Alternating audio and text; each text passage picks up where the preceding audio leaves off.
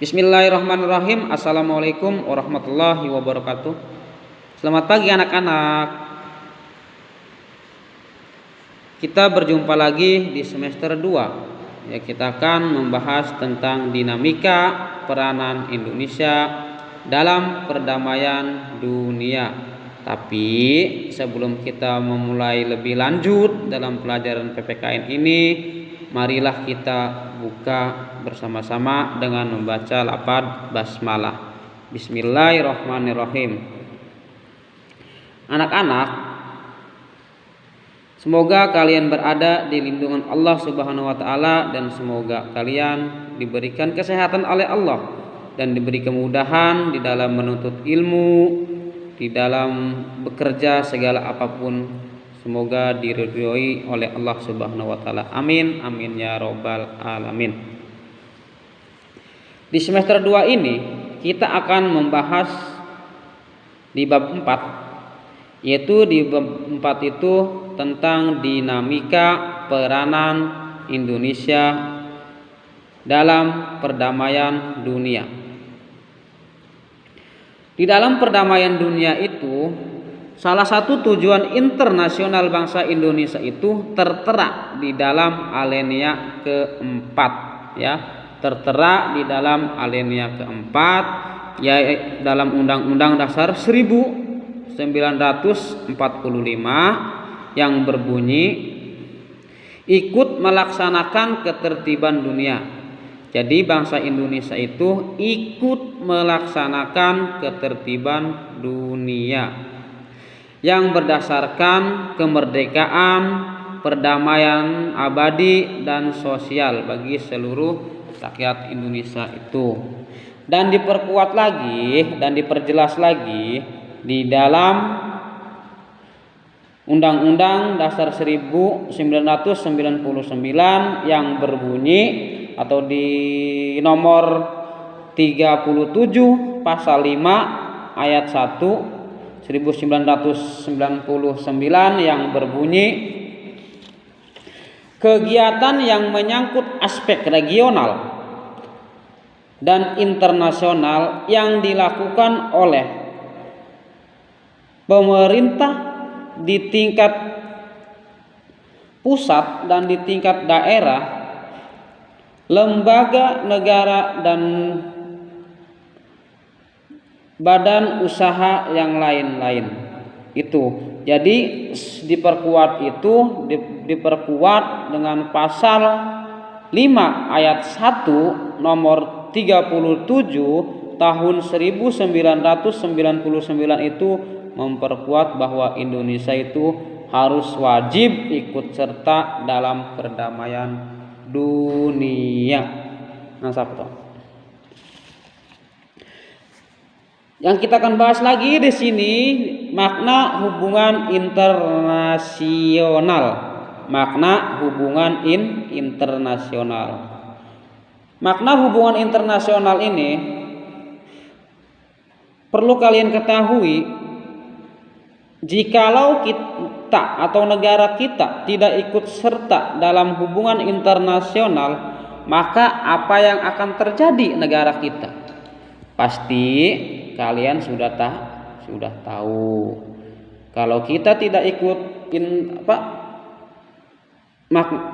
internasional itu, maka kita akan dicemoohkan atau kita jadi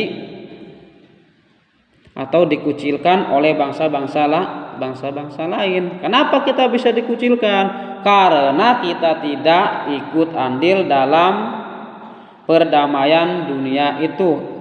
Contoh di dalam lingkungan suatu masyarakat. Kalian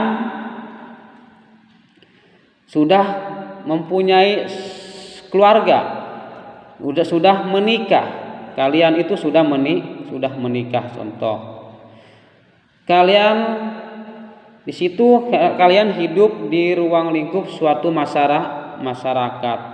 Di situ di suatu masyarakat itu ada sebuah gotong royong.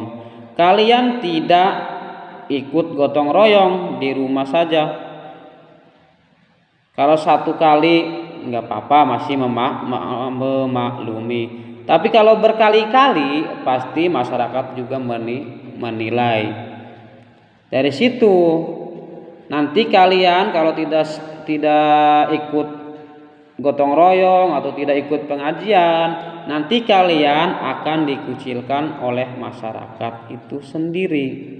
Kenapa kalian dikucilkan? Karena ya kalian itu tidak ikut andil dalam pembangunan di masyarakat itu. Ada gotong royong, ada apa, kalian di rumah saja tidak ikut bergotong royong. Sama di dalam negara juga kayak begitu. Kalau negara kita tidak ikut andil di dalam perdamaian dunia itu, ya akan dikucilkan oleh bangsa-bangsa lain,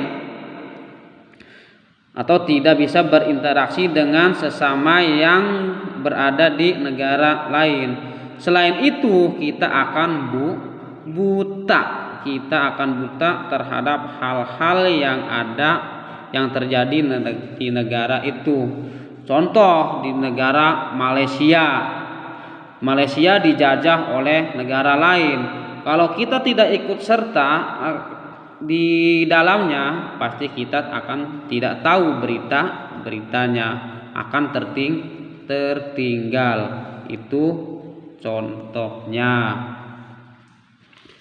Lanjut, di dalam itu ada tiga aspek ya. Di dalam interaksi itu ada tiga aspek. Yang pertama itu adalah aspek politik luar negeri, yang kedua adalah hubungan luar negeri, yang ketiga adalah politik luar negeri. Politik luar negeri itu adalah seperangkat cara kebijakan yang dilakukan oleh suatu negara untuk mengadakan hubungan dengan negara lain. Jadi negara itu harus mempunyai suatu cara untuk kita berhubungan dengan negara-negara lain. Supaya apa? Supaya di situ tidak ada yang saling dirugikan. Yang kedua adalah hubungan luar negeri. Hubungan luar negeri itu adalah keseluruhan hubungan yang dijalankan oleh suatu negara dengan semua pihak yang tidak tunduk kepada kedaulatannya. Jadi ada aturan di suatu negara itu. Contoh dari negara luar datang ke negara Indonesia, contoh ilegal.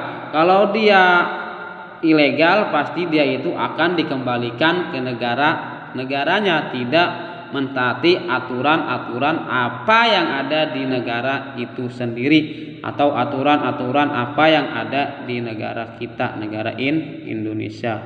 Itu akan dipulangkan ke negaranya masing-masing. Yang ketiga,